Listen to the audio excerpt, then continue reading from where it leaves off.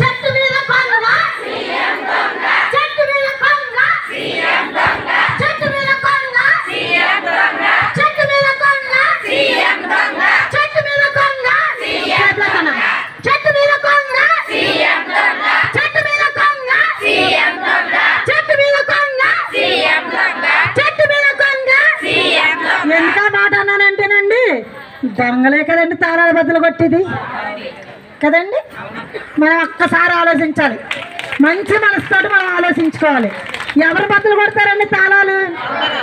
దొంగలు బద్దలు కొడతారు. మన అంగన్వాడి తాళాలు బద్దలు కొట్టాలి ఏమవుతారండి మనకి? దొంగలు. అందుకే చెట్టు మీద కొంగ చెట్టు మీద